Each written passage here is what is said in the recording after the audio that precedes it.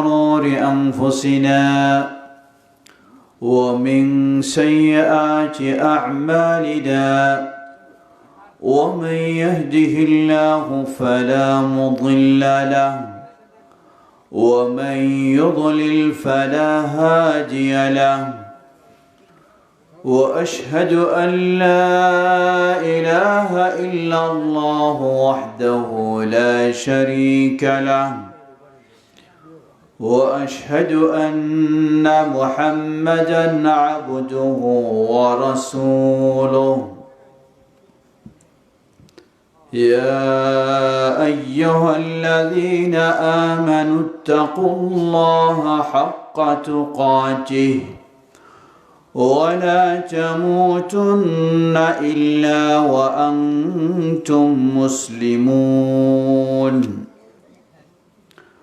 أما بعد فإن خير الحديث كتاب الله وخير الهدي هدي محمد صلى الله عليه وسلم وشر الأمور محدثاتها وكل محدثة بدعة وكل بدعة ضلالة وكل ضلالة في النار فأعوذ بالله من الشيطان الرجيم بسم الله الرحمن الرحيم يا أيها الذين آمنوا أطيعوا الله وأطيعوا الرسول ولا تبطلوا أعمالكم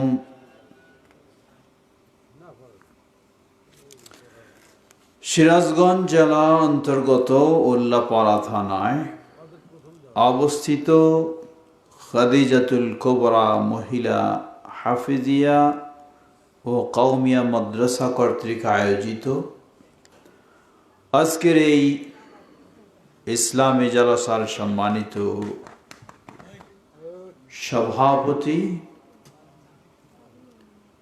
মাননীয় প্রধান অতিথি, প্রধান মেহমান, আমন্ত্রিত উলামায়ে কেরাম,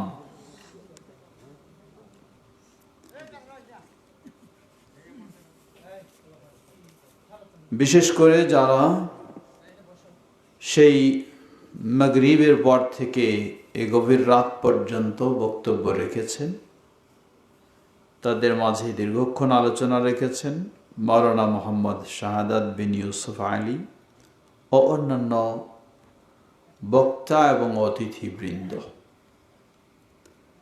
বিশেষ করে আজকে আপনাদের পক্ষ থেকে আমাকে এই প্রোগ্রামে দাওয়াত করেছিলেন সিরাজগঞ্জ জেলা জমিয়ত আহলে হাদিসের সম্মানিত সেক্রেটারি শেখ আব্দুল খবির মাদানী। উপস্থিত রয়েছেন জেলা জমিয়ত আহলে হাদিসের সম্মানিত সহসভাপতি মাওলানা আব্দুস সালাম সাহেব, সহসাধারণ সম্পাদক দুজন আছেন, আমাদের ভাই যিনি সিরাজগঞ্জ থেকে আমার সাথে এসেছেন বা আমাকে নিয়ে এসেছেন ভাই মুজাম্মিল সাহেব আছেন, অন্যান্য দায়িত্বশীল বৃন্দ, বিশেষ করে উল্লাপাড়ার যিনি আমাদের দায়িত্বশীল জনাব মোহাম্মদ সাখাওয়াত হোসেন জবুলু ভাই, অত্র মাদ্রাসার যিনি পরিচালক জনাব নজরুল ইসলাম, না আমাদের ভাই নজরুল ইসলাম, বলবো তিনি কতটুকু এই মাদ্রাসার জন্য ত্যাগ স্বীকার করছেন বলার অপেক্ষা রাখে না, কারণ নিজের বাড়িটাকেই মাদ্রাসা বানিয়ে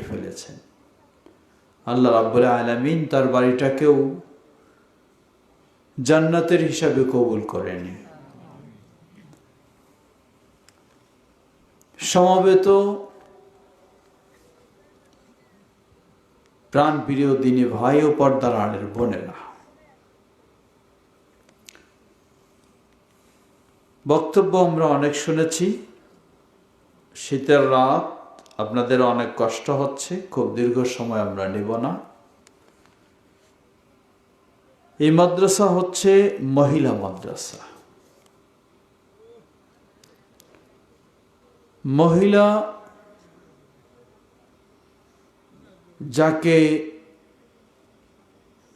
আরবিতে বলা হয়, মাকে বলা হয় এই কোরআনের প্রথম সূরাটার নাম কি বলেন তো? সূরা ফাতিহা। সূরা ফাতিহার একটা নাম আছে, তা কি জানেন? উম্মুল কোরআন।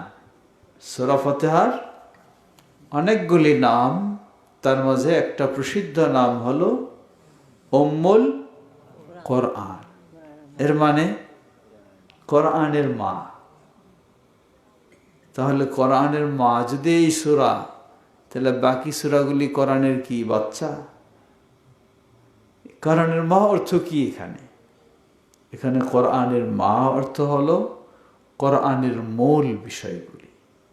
কোরআনের মূল যে বিষয়, আল্লাহর বিষয়ে, নবী রাসূলদের বিষয়ে এবং আখিরাতের বিষয়ে, এই মৌলিক বিষয়গুলি এই সূরার মাঝে আলোচনা হয়েছে। এজন্যই এই সূরাটিকে বলা হয় উম্মুল কোরআন। ঠিক মা হলেন তিনিও জাতির মূল। তিনিও কি? জাতির মূল। তো এই মাকে যদি গড়া যায়, তাহলে কি গড়া যাবে? জাতি গড়া যাবে। এজন্য কবি বলছেন, আল উম্মু মাদ্রাসাতুন ইযা আ'দাদতাহা আ'দাদতা শা'বা। মা হলো একটা মাদ্রাসা, মা হলো একটা স্কুল, মা হলো একটা বিদ্যালয়, মা হলো একটা শিক্ষা প্রতিষ্ঠান। ইযা আ'দাদতাহা, মাকে যখন এইভাবে গড়ে তুলবে, আ'দাদতা শা'বা, তাহলে আপনি যেন একটা গোটা কি গড়লেন? জাতিকে গড়ে তুললেন। সেই দৃষ্টিকোণ থেকে বলবো আমরা, এই খাদিজাতুল কুবরা মহিলা মাদ্রাসা, এটির প্রতি কোনোভাবেই কোনো ক্রমেই গুরুত্ব কম দেওয়া যাবে না। যাবে নাকি? না। আল্লাহ সুবহানাহু ওয়া তাআলা এই ছোট্ট মাদ্রাসার মাধ্যমে আমাদের এই সমাজ শুধু নয়, এই জেলাকে আল্লাহ সুবহানাহু ওয়া তাআলা আলোকিত করুন। বলুন আল্লাহুম্মা আমিন। এজন্য আমাদের দায়িত্ব, কর্তব্য হলো এই মাদ্রাসার পিছনে আরো বেশি গুরুত্ব দেওয়া। আমার আগে আমাদের একজন অতিথি বক্তব্য রাখলেন, আপনাদের সিরাজগঞ্জ জেলারই একজন দায়িত্বশীল মানুষ। তিনি তার বক্তব্যে বেশ কিছু কথা স্মরণ করে দিয়েছেন। একটু কথাগুলি ভালোভাবে শুনবেন। তিনি গুরুত্ব দিয়েছেন যেন আমরা আল্লাহর আইনের মাধ্যমে আমাদের জীবন পরিচালনা করতে পারি। এটি অবশ্যই অত্যন্ত গুরুত্বপূর্ণ, হতেই হবে। কেন না? আপনাকে সৃষ্টি করেছেন কে? জীবিত রেখেছেন কে? রিজিক দিচ্ছেন কে? আল্লাহ সুবহানাহু ওয়া তাআলা। আল্লাহ সুবহানাহু ওয়া তাআলাই যদি সব কিছু, তাহলে আমি চলবো কার আইনে? আল্লাহর আইনে। আজকে বাংলাদেশ জমিয়ত আহলে হাদিস, আহলে হাদিস বুঝেন তো না? বুঝেন না? কথা বলেন না কেন? বুঝেন আহলে হাদিস? বুঝেন কি আহলে হাদিস কি জিনিস? তাহলে আহলে হাদিস কি বলে, আর যে ভাই সুন্দর একটি বক্তব্য রাখলেন, ওনারা কি বলেন একটু ছোট্টভাবে আমি বলবো, একটু বোঝার জন্য বলবো। তিনি অবশ্যই সুন্দর কথা বলেছেন এবং আমিও বলেছি যে সেটি অবশ্যই কি প্রয়োজন না প্রয়োজন নাই? অবশ্যই প্রয়োজন। কিন্তু আমাদের জিনিসটা হলো আরেকটু গভীরে। আমাদের জিনিসটা কি আরেকটু গভীরে, আরেকটু নিখুঁত ভাবে চাই আমরা। সেটা হচ্ছে আহলুল হাদিস। কি নিখুঁত ভাবে? যেমন কয়েকটা ছোট্ট উদাহরণ দেই। এটার নাম কি বলতে পারেন? হ্যাঁ, এখানে লেখা আছে কোরআন। হ্যাঁ বলেন, বলো না কি লেখা আছে? কোরআন শরীফ। কোরআন শরীফ, ঠিক আছে না লেখা? কোরআন শরীফ লেখা আছে। এর মানে কোরআন শরীফ হলো কার? কার বাণী? আল্লাহর বাণী। এই কোরআন শরীফ এটা ভিতরে লিখে দিয়েছে, মূলত এটাই বাইরে লেখে, আর বাইরে এখানে আবার লিখে দিয়েছে কি লেখা আছে? কোরআন মাজিদ। আমরা বলতে হবে কোরআন মাজিদ, আর ওনারা বলেন অসুবিধা নাই কি কোরআন শরীফ। পার্থক্যটা খেয়াল করবেন। এখন হয়তো আপনি বলতে পারেন যে এটা আবার কিসের পার্থক্য হইল? একইটা তো জিনিস, এটাও কোরআন শরীফ, এটাই কি কোরআন মাজিদ। একই জিনিস না? হ্যাঁ, একই জিনিস কি না? ধন্যবাদ। এটা কার কিতাব? কার বাণী? এর নাম আল্লাহ যেটা দেবেন সেইটা ছাড়া কি অন্য নাম দেওয়া জায়েজ হবে?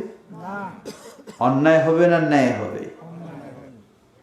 গোটা আমার দুই পার্শ্বে দুজন বসে আছেন, ওনারা দুজনও আলেম মানুষ, প্লাস একজন কলেজে অধ্যাপনা করেন, আর আপনি কিসে ছিলেন? আরেকজন স্কুলের টিচার ছিলেন।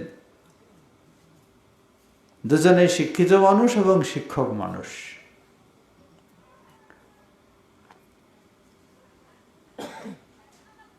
এটা আল্লাহর বাণী। তাহলে এর নাম আল্লাহ যেটা দিয়েছেন সেটা সঠিক না আমরা যেটা দিব সেটা সঠিক? তো গোটা কোরআন মাজিদ খুলে দেখবেন শুরু থেকে শেষ পর্যন্ত কোথাও কি আল্লাহ কোরআন শরীফ বলেছেন?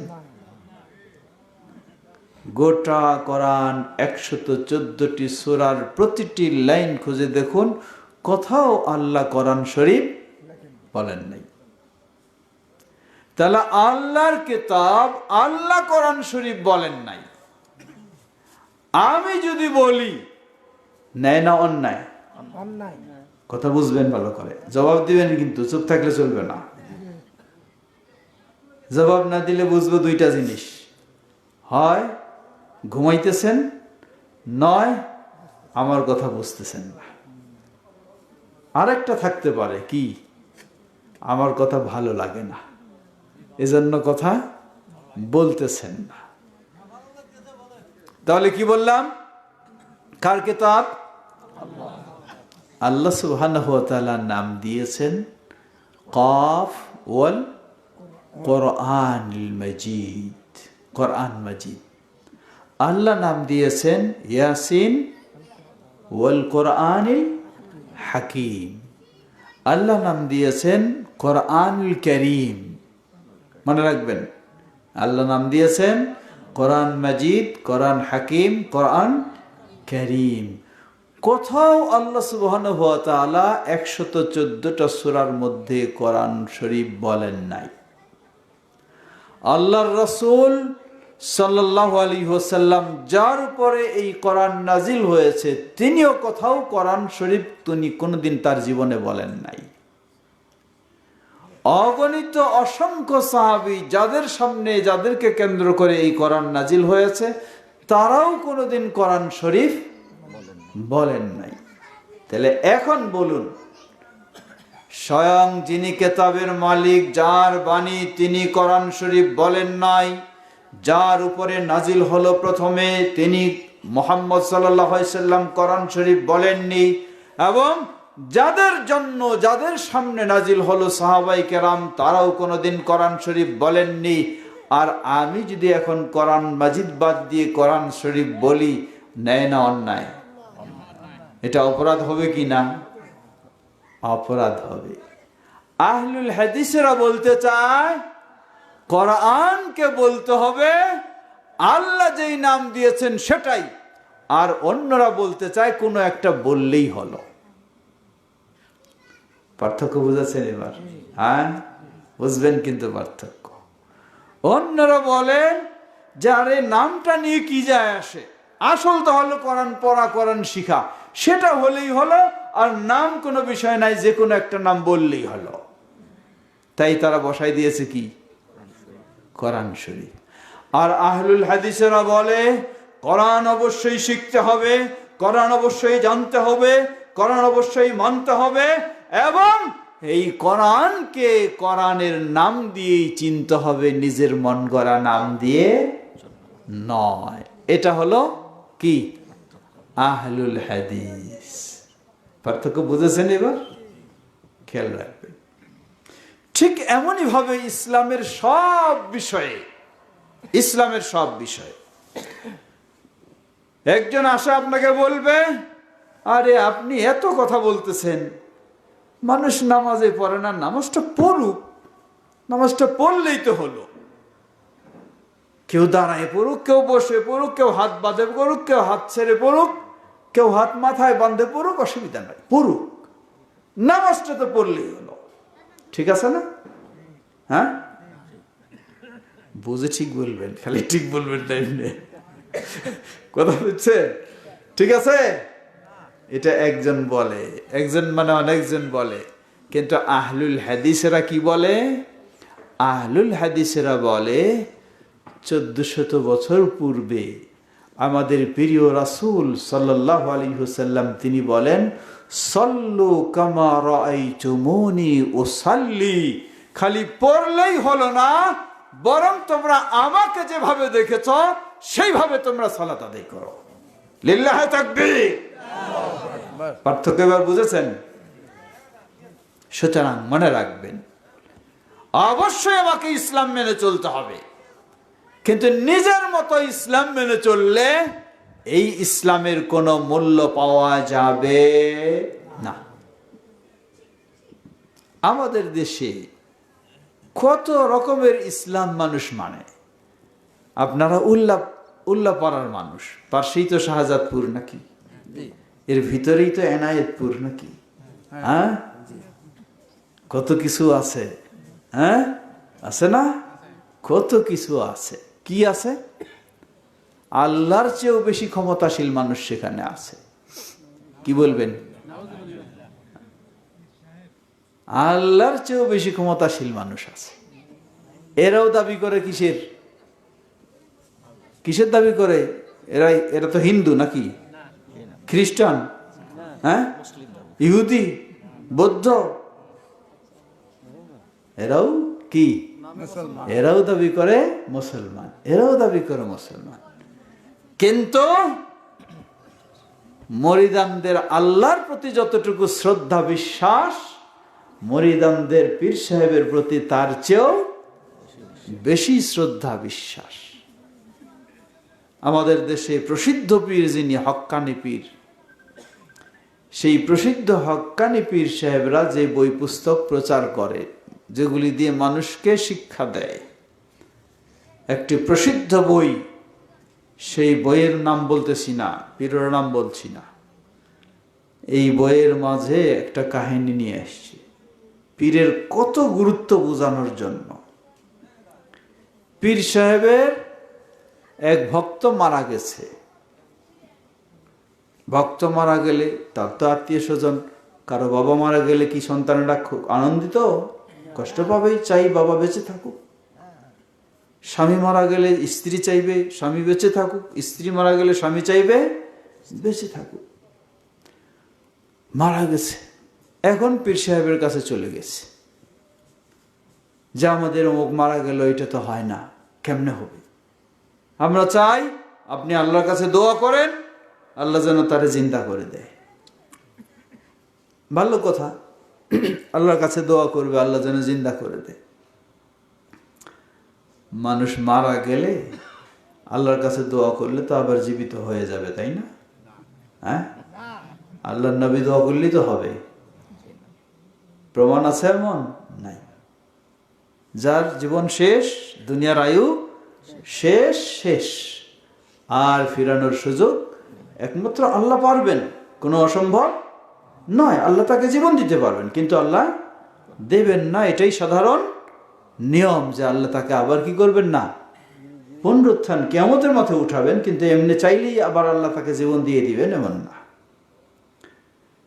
পীর সাহেব দোয়া করেও যখন হয় নাই, তখন পীর সাহেব আল্লাহর কাছ থেকে জোর করে রূহ কেড়ে নিয়ে আসে, ওই লোকটারে জীবিত করে দিছে।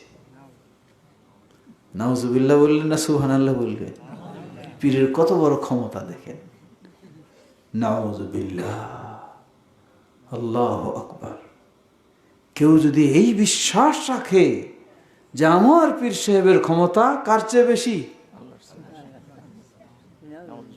আল্লাহর কাছ থেকে রূহ কেড়ে নিয়ে আসে, মুরিদকে জীবিত করে দিতে পারে, এই বিশ্বাস যদি কেউ রাখে, তার ঈমান বলতে কিছু থাকবে? ঈমান বলতে কিছু থাকবে না। এটা তো দূরের কথা, আল্লাহর চেয়ে বেশি ক্ষমতা তো দূরের কথা, আল্লাহর সমানও যদি কেউ দাবি করে, তার ঈমান থাকবে? কখনো না। এজন্য আহলুল হাদিসেরা কি বোঝাতে চায়? বোঝাতে চায় ইসলাম গজামিল দিয়ে ইসলাম ইসলাম করে চিৎকার দিলে কাজ হবে না, ইসলাম হতে হবে নির্ভেজাল।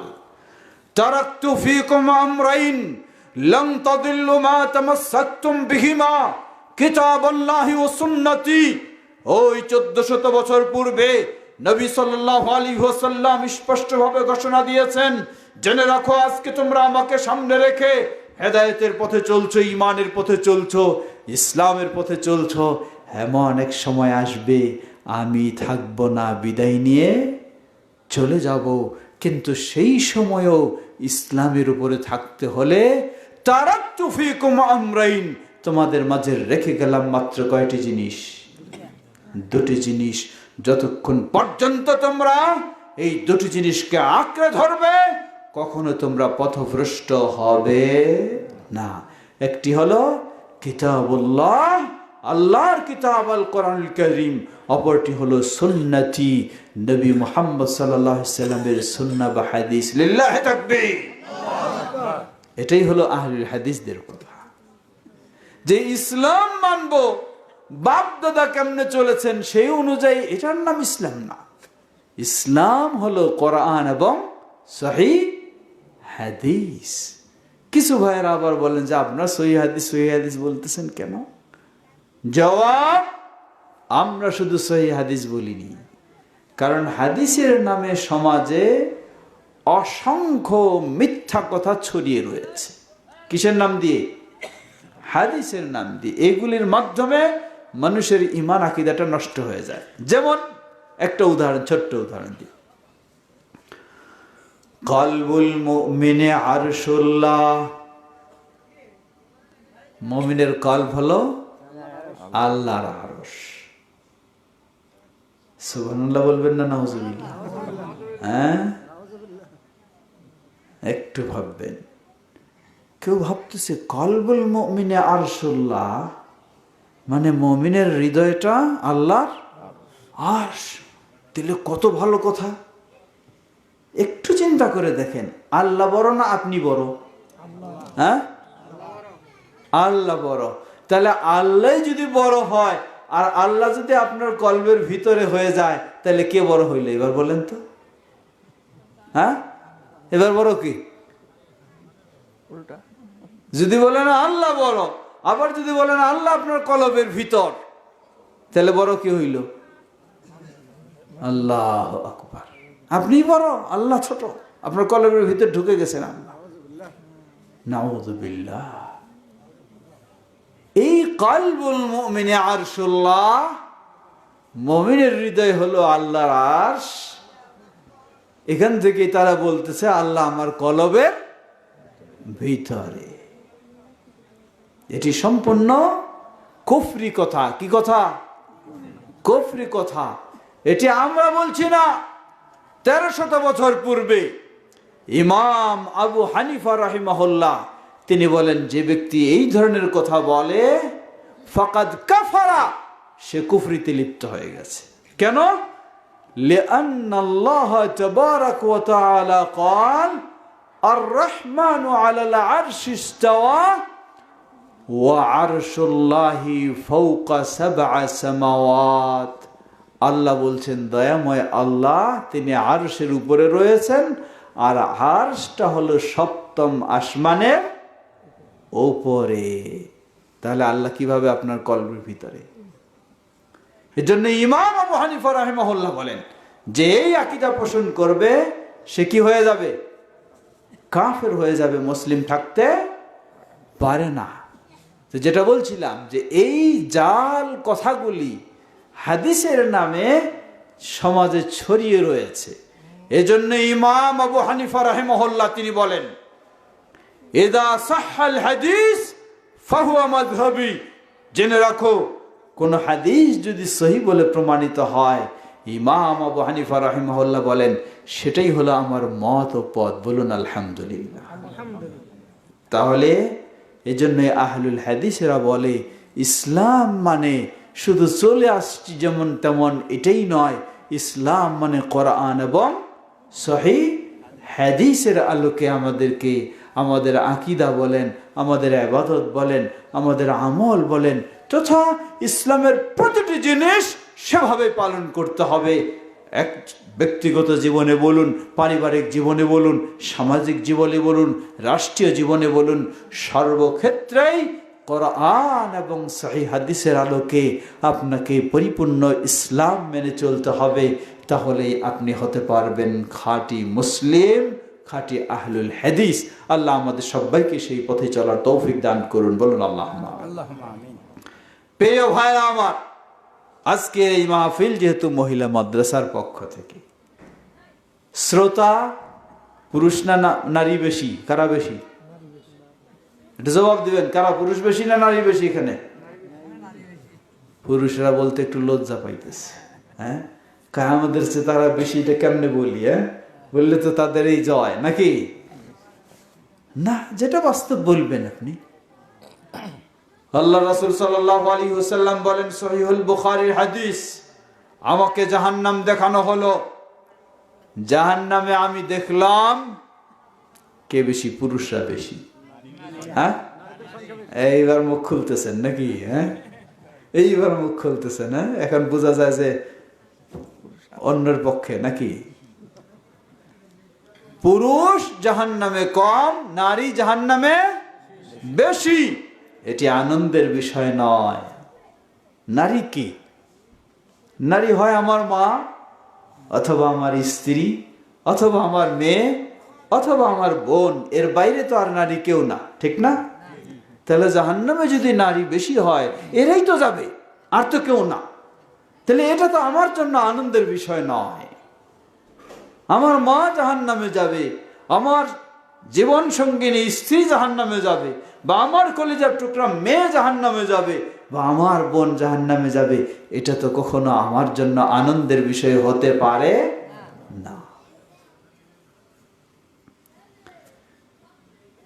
তাহলে জাহান্নামেও নারী বেশি, মাহফিলেও কারা বেশি?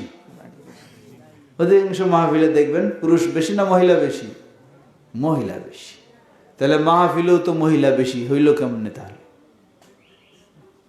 এখন একটু খোঁজ নিই আমরা, জান্নাতে কারা বেশি? পুরুষ বেশি না নারী বেশি? হ্যাঁ বলেন তো দেখি। আমাদের ভাই কেন জানি বলে ফেললেন একটা, নারী বেশি। আপনারা বলতো কি? জাহান্নামে যদি পুরুষ কম নারী বেশি, তাহলে জান্নাতে কি হবে? বোঝা যায় পুরুষ বেশি, তাই না? জান্নাতে পুরুষ বেশি। আল্লাহ রাসূল সাল্লাল্লাহু আলাইহি ওয়াসাল্লামের সংবাদ অনুযায়ী জান্নাতেও নারী বেশি। বলুন আলহামদুলিল্লাহ। জান্নাতেও নারী বেশি। ওই এক হাদিস নিয়ে খালি বসে থাকবেন আর নারীদেরকে তুচ্ছ তাচ্ছিল্য করার চেষ্টা করবেন, বলবেন নারী হলো জাহান্নামে বেশি, আল্লাহ রাসূল সাল্লাল্লাহু আলাইহি ওয়াসাল্লাম দেখে এসেছেন, এই বলে চলবেন, নারীদেরকে ছোট করবেন, তা হতে পারে না। আপনাকে আরেক হাদিসও দেখতে হবে। সেই হাদিস বলে দিচ্ছে জান্নাতে পুরুষের চেয়ে নারীদের সংখ্যা বেশি। কেমনে? আল্লাহ রাসূল সাল্লাল্লাহু আলাইহি ওয়াসাল্লাম বললেন, যেই সমস্ত পুরুষেরা জান্নাতি হবে, ওই জান্নাতি পুরুষদের জন্য, প্রতিটি পুরুষের জন্য লিকুল্লি রাজুলিন যাওজাতান, প্রতিটি পুরুষ জান্নাতির জন্য দুইজন জান্নাতি স্ত্রী হবে। সুবহানাল্লাহ। হুর বাদ দিয়ে, হুর তো আলাদা, কিন্তু এমনি দুইজন জান্নাতি স্ত্রী থাকে। তাহলে কি বোঝা যায়? 1 লক্ষ পুরুষ যদি, উদাহরণস্বরূপ 1 লক্ষ পুরুষ যদি জান্নাতি হয়, জান্নাতি নারী কতজন হবে? 2 লক্ষ। মানে কি একেবারে বেশি খালি নয়, একেবারে কি দ্বিগুণ। সুবহানাল্লাহ, বলুন সুবহানাল্লাহ। পর্দার আড়ালের মা বোনদেরকেও সুসংবাদ জানাতে চাই, ওই হাদিস দেখে নিরাশ হওয়ার কিছুই নেই। আল্লাহ বলেন, লা তাকনাতু মির রাহমাতিল্লাহ, আমার রহমত থেকে নিরাশ হয় না।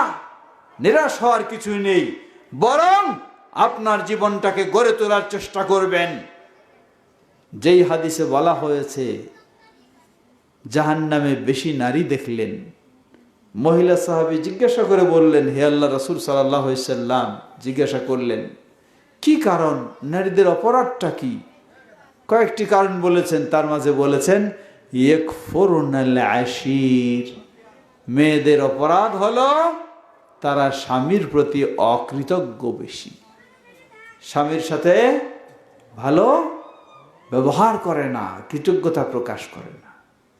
এটি আবার যদি স্বামীর সাথে ভালো আচরণ হয়, তাহলে ওই মুসলিম নারীর জান্নাতে যেতে খুব কঠিন বিষয় নয়, খুবই সহজ।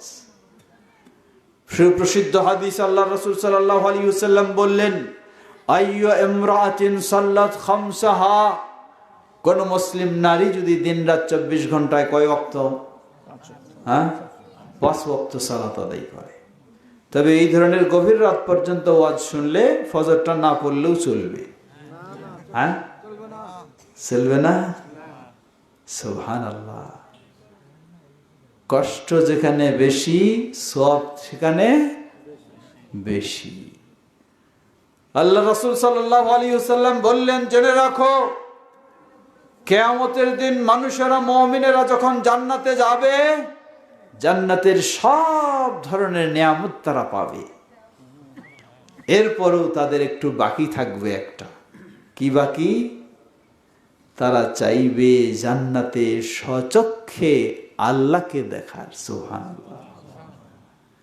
আল্লাহ সুবহানাহু ওয়া তাআলা সেই জান্নাতীদেরকে স্বচক্ষে দেখার সুযোগ করে দিবেন। বলুন সুবহানাল্লাহ। কেমন দেখা? সহিহ বুখারী মুসলিমের হাদিসে এসেছে, দিনের বেলা মেঘ যখন থাকে না, পরিষ্কার আকাশে যেমন সূর্য দেখা যায়, পূর্ণিমার রাতে যেমন চাঁদ দেখা যায়, জান্নাতীরা জান্নাতে স্বচক্ষে আল্লাহকে সেইভাবে দেখতে পাবে। বলুন সুবহানাল্লাহ। আল্লাহ রাসূল সাল্লাল্লাহু আলাইহি ওয়াসাল্লাম বললেন, জেনে রাখো, যে জান্নাতে আল্লাহকে দেখতে চায়, সে যেন সূর্য উদয় হওয়ার আগে আর সূর্য অস্ত যাওয়ার আগে এই 2 সালাতের বেশি গুরুত্ব দেয়। সূর্য উদয় হওয়ার আগে কোনটা? ফজর। অস্ত যাওয়ার আগে কোনটা? আসর। এই দুইটাই। আসর কাজের ব্যস্ততা বেশি, গুরুত্ব নাই। আবার ফজর কিসের ব্যস্ততা বেশি? ঘুমের ব্যস্ততা বেশি। বরং আল্লাহ রাসূল সাল্লাল্লাহু আলাইহি ওয়াসাল্লাম সুসংবাদ দিয়েছেন, মান সাল্লা সালাতাস সুবহি বিল জামাআতি কাআন্নামা কামা নিসফাল লাইলি। কেউ যদি ফজরের সালাত জামাতের সাথে আদায় করে, তাহলে একজন লোক, একজন মানুষ অর্ধেক রাত তাহাজ্জুদ পড়লে যে সওয়াব পাবে, আপনি ঘুমিয়ে থাকবেন। আর ফজরের সালাতটা যদি জামাতের সাথে পড়তে পারেন, তাহলে আল্লাহ আপনাকে সেই সমান সওয়াব দান করবেন। সুবহানাল্লাহ। সহিহ মুসলিমের হাদিস। ওমান সাল্লা সালাতাল ইশা বিল জামাআতি কাআন্নামা কামাল লাইলা কুল্লাহ। আর যে ব্যক্তি এশার সালাতটাও জামাতের সাথে আদায় করবে, তাহলে এশাও যদি জামাতের সাথে আদায় করে, ফজরও যদি জামাতের সাথে আদায় করে, তাহলে গোটা রাত যদি কেউ সালাত আদায় করে, তাহাজ্জুদ পড়ে, এতে যে সওয়াব পাবে, আর এই লোকটা এশা জামাতের সাথে পড়বে, ফজর জামাতের সাথে পড়বে, মাঝের সময়টা সম্পূর্ণ রাতটা ঘুমাবে, তাহলে আল্লাহ তাকে গোটা রাত সালাত পড়ার সমান সওয়াব দান করবে। সুবহানাল্লাহ। হাদিস সহিহ মুসলিমের হাদিস। প্রিয় ভাইরা আমার, ফিরে আসি। সালাত প্রতিটি মুসলিমের জন্য নফল না ফরজ? ফরজ। সালাত ছাড়া কেউ ঈমানদার থাকতে পারে না। আল ফারকু বাইনাল আবদি ওয়াল কুফরি তারকুস সালাহ। একজন মুসলিম আর একজন অমুসলিম কাফেরের মাঝে পার্থক্য হলো সালাত ছেড়ে দেওয়া। পার্শ্বে কে কথা বলে? এখানে বাচ্চারা কথা বলে না বড় মানুষ আছে? দেখেন তো এখানে কে কথা বলে?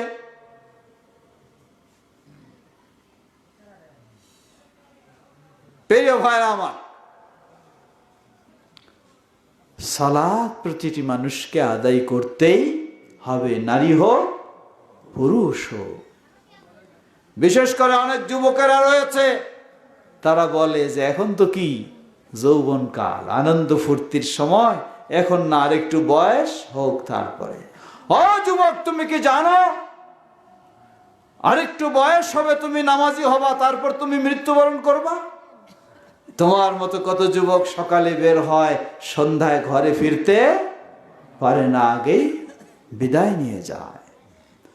যুবকের জন্য সুসংবাদ। রাসূল সাল্লাল্লাহু আলাইহি ওয়াসাল্লাম বলেন, কিয়ামতের কঠিন বিভীষিকাময় দিনে, যেদিন আল্লাহর ছায়া ছাড়া কোনো ছায়া থাকবে না, ওই দিন আল্লাহর আরশের ছায়া তলে 7 শ্রেণীর মানুষকে আল্লাহ স্থান দেবেন। 7 শ্রেণীর মধ্যে এক শ্রেণী হলো শাবুন নাশা ফি ইবাদাতিল্লাহ।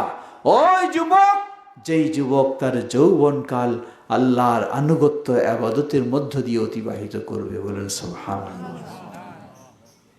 আবার ওই 7 শ্রেণীর মধ্যে আরেক শ্রেণী হলো ওয়ারাজুলুন কলবুহু মুআল্লাকুন বিল মাসাজিদ।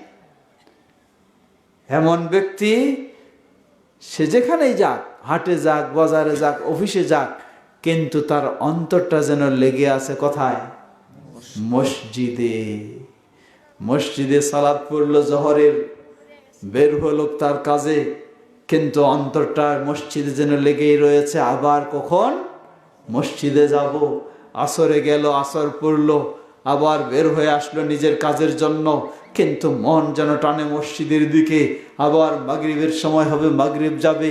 এভাবেই যার মনটা মসজিদের সাথে লেগে রয়েছে, আল্লাহ রাসূল সাল্লাল্লাহু আলাইহি ওয়াসাল্লাম বললেন যে ওই ব্যক্তির কিয়ামতের কঠিন বিভীষিকাময় দিনে যাদের আল্লাহর আরশের ছায়াতলে স্থান হবে, তাদের মধ্যে হলো ওই ব্যক্তি, যে ব্যক্তির অন্তরটা মসজিদের সাথে এভাবে লেগে থাকবে। বলুন সুবহানাল্লাহ। আল্লাহ আমাদেরকে তাদের মধ্যে কবুল করে নিন। ফিরে আসি ওই হাদিসে। আল্লাহ রাসূল সাল্লাল্লাহু আলাইহি ওয়াসাল্লাম বললেন, আইয়ু ইমরাতিন সাল্লাত খামসাহা, কোন মুসলিম নারী যদি দিনরাত 24 ঘন্টায় 5 ওয়াক্ত সালাত আদায় করে, তবে একটি বড় সমস্যা, শুধু সালাত আদায় করলেই হবে না, সালাত যেন আল্লাহর কাছে কি কবুল হয়, সেই চিন্তাটা আমাকে রাখতে হবে। কেউ বলবেন যে কবুলের মালিক তো আল্লাহ, এটা আমি কেমনে বুঝবো কবুল হলো কি না হলো, আমার কাজ করলাম। এ কথাটা ভুল।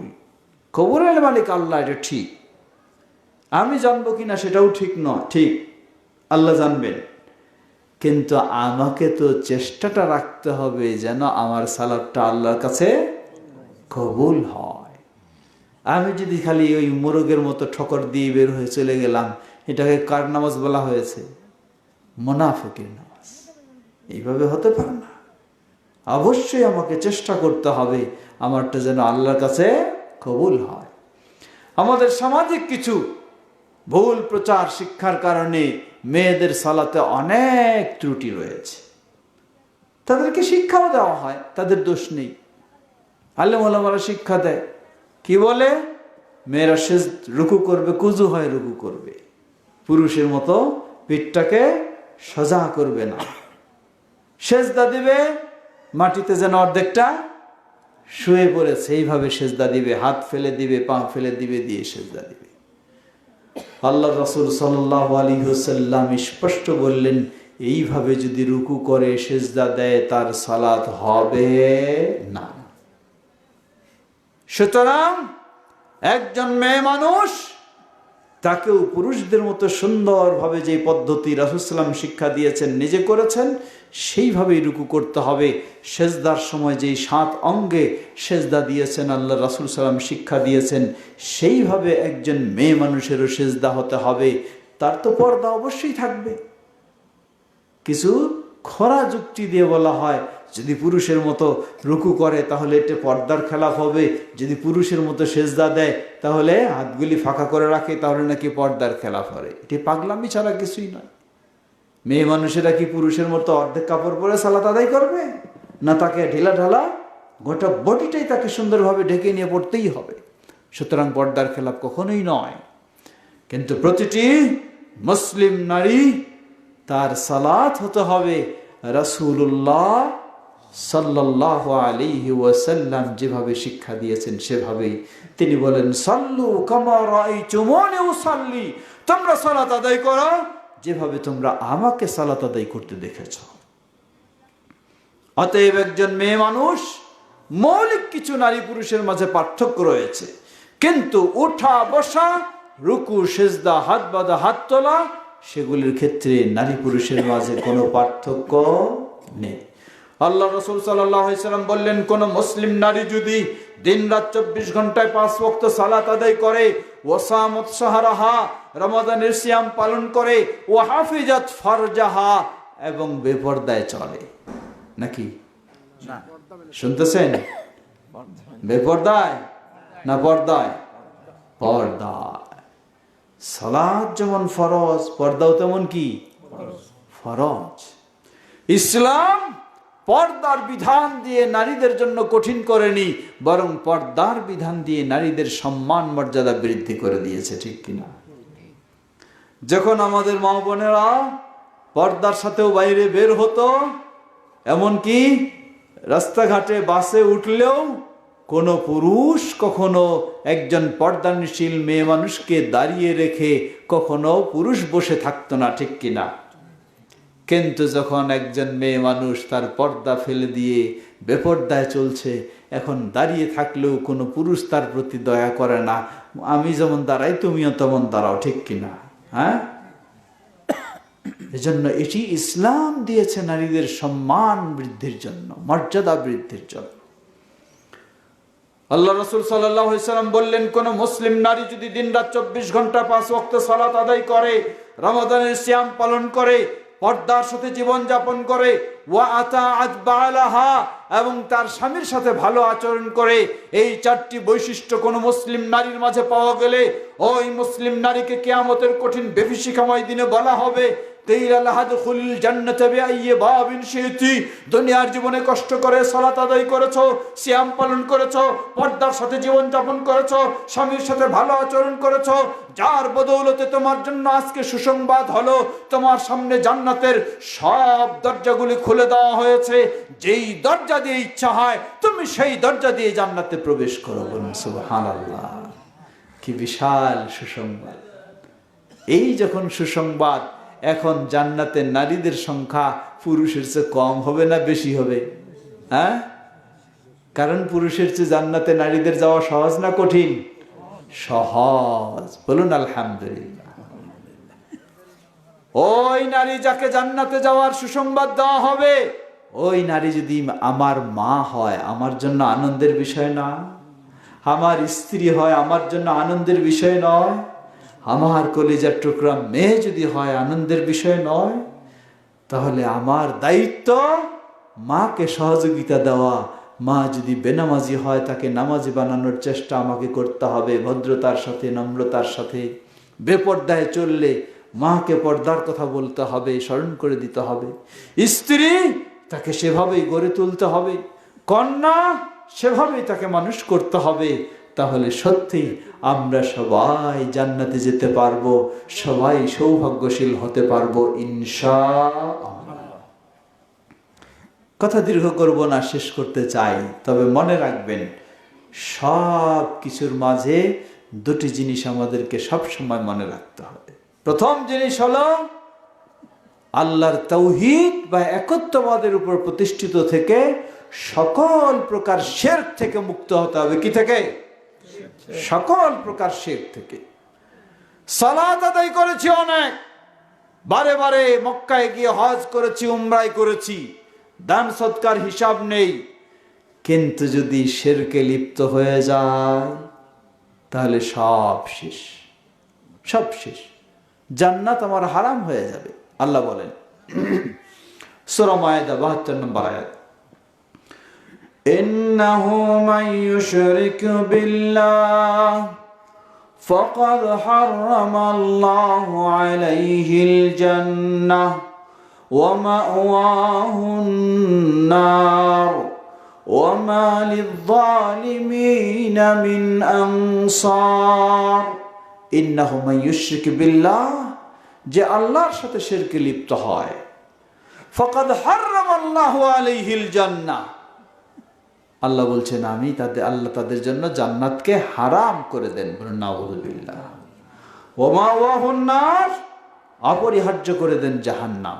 আর এই জালিম মুশরিকদের জন্য দুনিয়া আখিরাতে আল্লাহর পক্ষ থেকে কোনো সাহায্য সহযোগিতা থাকবে না। সুতরাং আমার সামনে প্রতিটি ভাই, পর্দার আড়ালের প্রতিটি মা বোনকে স্মরণ করে দিতে চাই, ইবাদত তো হতেই হবে, কিন্তু সব সময় মনে রাখতে হবে কোনো প্রকার শিরকি কাজে লিপ্ত হওয়া যাবে না। শিরক থেকে আপনাকে বিরত থাকতেই হবে। যখন আপনি শিরক থেকে বিরত থাকতে পারবেন, মানুষ ভুল ত্রুটি হতে পারে, অনেক গুনাহ হয়তো হবে। আল্লাহ রাসূল সাল্লাল্লাহু আলাইহি ওয়াসাল্লাম সুসংবাদ দিয়েছেন।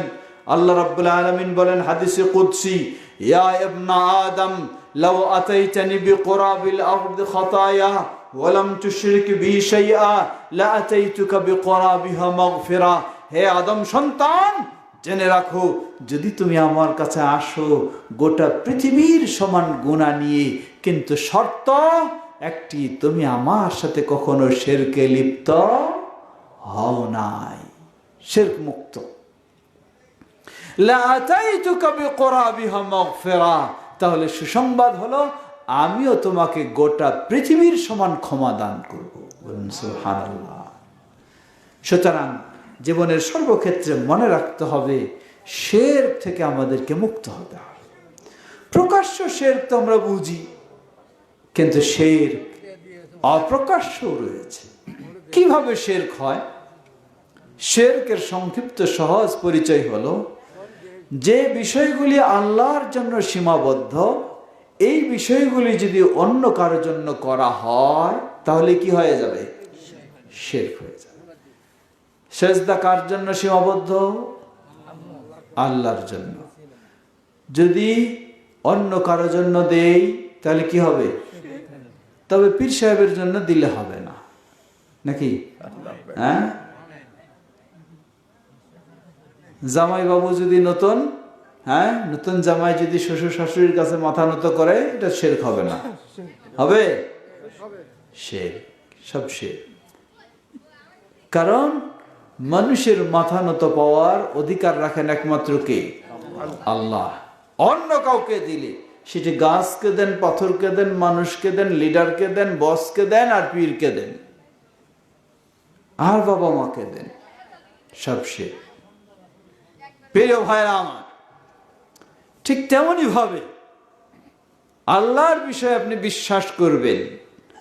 গায়েবের মালিক, অদৃশ্যের জ্ঞান কে রাখেন? একমাত্র আল্লাহ।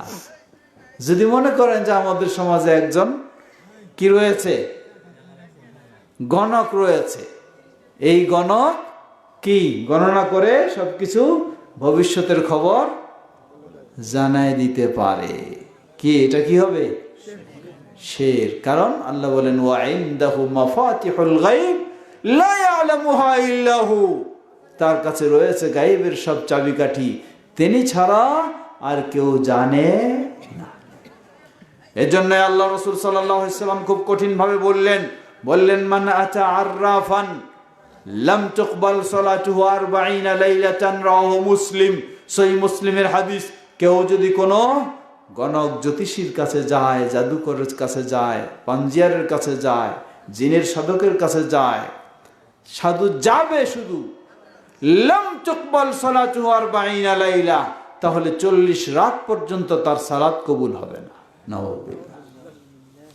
ওয়ামান আতা আররাফান ফাসাদ্দাকা বিমা ইয়াকুলু ফাকাদ কাফারা বিমা উনজিলা আলা মুহাম্মাদিন সাল্লাল্লাহু আলাইহি ওয়াসাল্লাম, আর যে ব্যক্তি কোনো এই ধরনের জ্যোতিষীর কাছে যাবে, গণকের কাছে যাবে, পাঞ্জিয়ারের কাছে যাবে, ভবিষ্যতের খবর দিতে পারে বলে এমন ব্যক্তির কাছে যাবে, আর জিজ্ঞাসা করে যে জবাব দিবে, এটাকে যদি সত্য বলে বিশ্বাস করে, ফাকাদ কাফারা বিমা উনজিলা আলা মুহাম্মাদিন সাল্লাল্লাহু আলাইহি ওয়াসাল্লাম, মুহাম্মদ সাল্লাল্লাহু আলাইহি ওয়াসাল্লামের উপরে যা নাজিল হয়েছে সবটার উপরে সে কাফের হয়ে যাবে।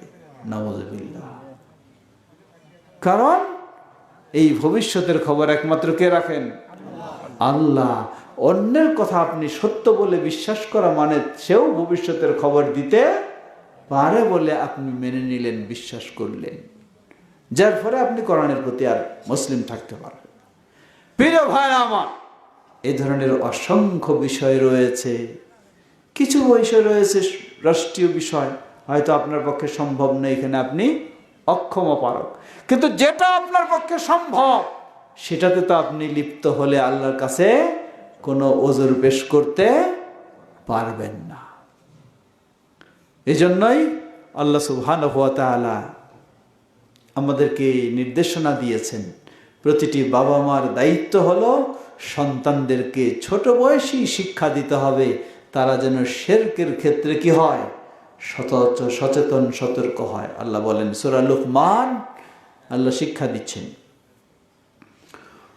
وَإِذْ قَالَ لُقْمَانُ لِابْنِهِ وَهُوَ يَعِظُهُ يَا بُنَيَّ لَا تُشْرِكْ بِاللَّهِ إِنَّ الشِّرْكَ لَظُلْمٌ عَظِيمٌ।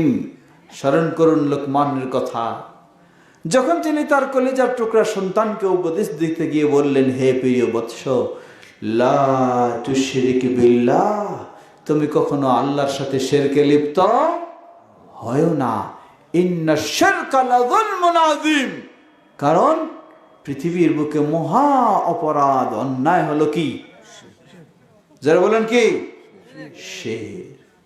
নিজেকেও বিরত থাকতে হবে, সন্তানদেরকেও ছোট বয়সেও এই মাদ্রাসা বলুন বা ইসে বলুন, এই শিক্ষা দিতে হবে যাতে তারা শিরক থেকে বিরত থাকে। কারণ শিরকে লিপ্ত হলে ওই ইবাদত তো বাতিল, এমনকি বড় শিরকে লিপ্ত হলে জীবনের সব ইবাদতেই কি হয়ে যাবে? বাতিল হয়ে যাবে। আল্লাহ বলেন وَلَوْ أَشْرَكُوا لَحَبِطَ عَنْهُمْ مَا كَانُوا يَعْمَلُونَ। যদি তারা শিরকে লিপ্ত হয় তাহলে অতীত জীবনে যত আমল করেছে সবগুলি বরবাদ হয়ে যাবে। বলুন নাউযুবিল্লাহ। প্রিয় ভাই আমার, যেমনই ভাবে শিরক থেকে বিরত থাকতে হবে, তেমনি ভাবে আমাদেরকে বিরত থাকতে হবে বেদাত থেকে। কি থেকে? বেদাত থেকে। তাওহীদ আঁকড়ে ধরতে হবে, শিরক থেকে মুক্ত হতে হবে, সুন্নাহ আঁকড়ে ধরতে হবে এবং কি থেকে বিরত থাকতে হবে? বেদাত থেকে বিরত থাকতে হবে। এই ছেলেরা তোমরা বসো, কেন দাঁড়িয়ে আছো? জায়গা না পাইলে এদিকে সামনে আসো, এদিকে সামনে, এদিকে অনেক জায়গা আছে, চলে আসো তোমরা এদিকে। বিরত থাকতে হবে বেদাত থেকে। বেদাত হলো খুব মিষ্টি জিনিস। বেদাত কি জিনিস? হ্যাঁ, বেদাত খুব মিষ্টি। হ্যাঁ, জিলাপি। বেদাত হলো খুব মিষ্টি, বেদাত খুব মজা লাগে। এজন্য ইমাম সুফিয়ান সাউরি বলেন যে আল বিদআতু আহাব্বু ইলা ইবলিস মিনাল মাসিয়া। প্রকাশ্য গুনাহের চেয়ে বেদাতি কাজটা হলে ইবলিসের কাছে কি সবচেয়ে বেশি পছন্দনীয়। কারণ ইবলিস মানুষকে পথভ্রষ্ট করতে গেলে কাউকে যদি বলে তুমি নেশা করো, নেশা করে, কিন্তু আবার যখন ঠান্ডা হয়ে যায়, সাধারণ হয়, তখন তার ভিতরে একটা চিন্তা আসে, ভয় আসে যে আমি কিভাবে এই কাজ করলাম, সে তওবা করার চেষ্টা করে। ইবলিস কি সফল হলো না পরাজয় হলো? ইবলিসের পরাজয়। কিন্তু যখন বলবে ওই শবে বরাতের হালুয়া রুটি নিয়ে ব্যস্ত হও, মানুষ এটাকে কখনো গুনাহের কাজ মনে করবে না, মনে করবে কিসের কাজ? সওয়াবের কাজ।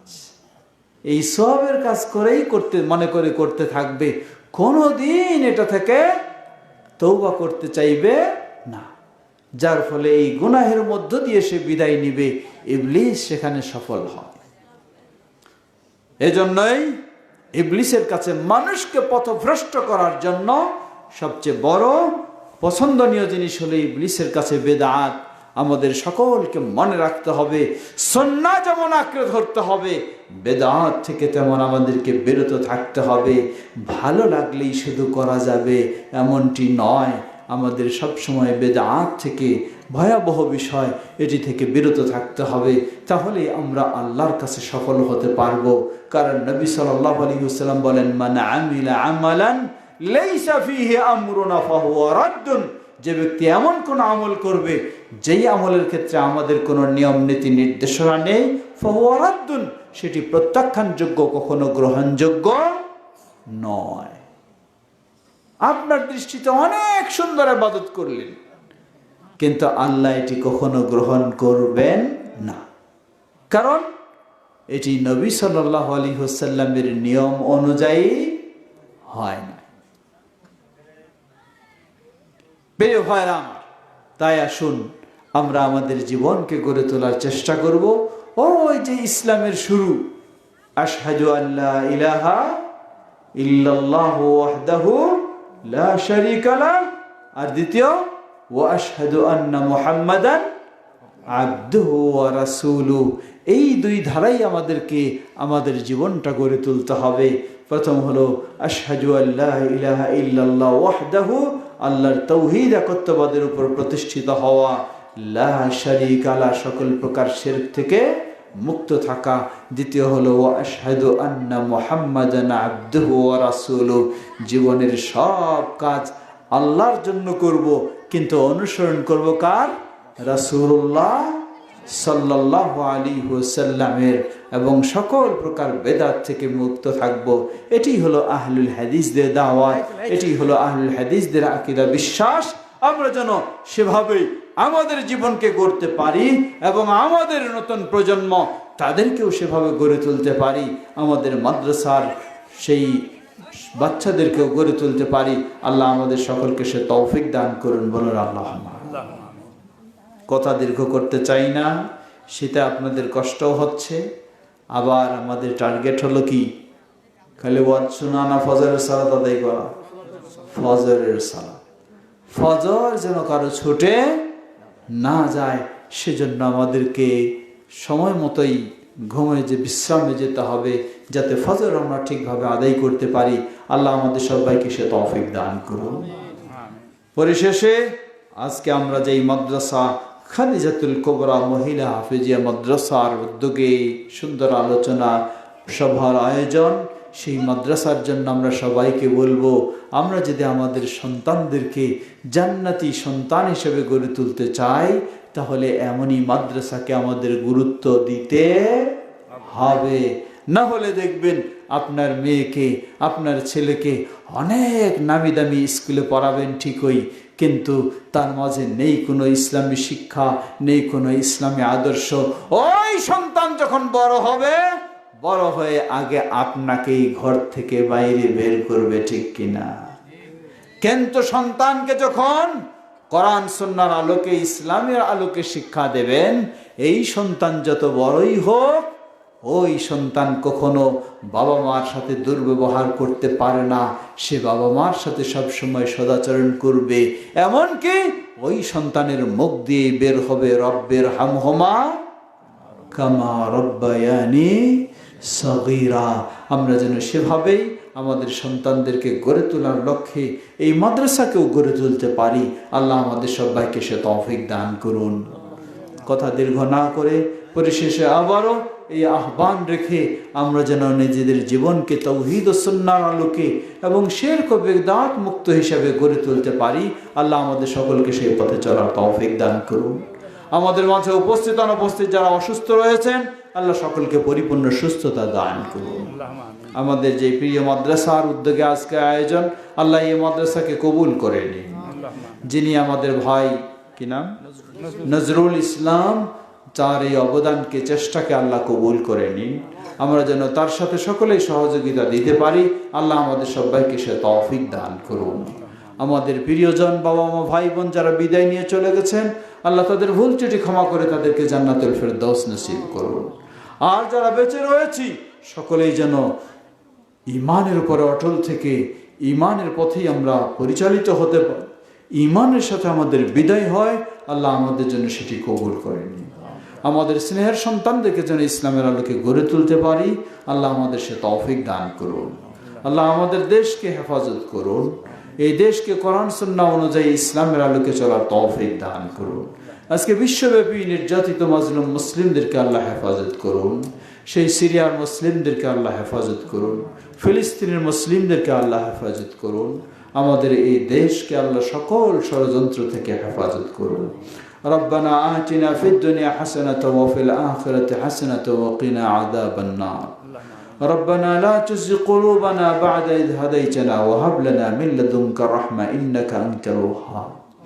سبحان ربك رب العزة عما يصفون وسلام على المرسلين والحمد لله رب العالمين. سبحانك اللهم وبحمدك أشهد أن لا إله إلا أنت واستغفرك وأتوب إليك. والسلام عليكم ورحمة الله وبركاته.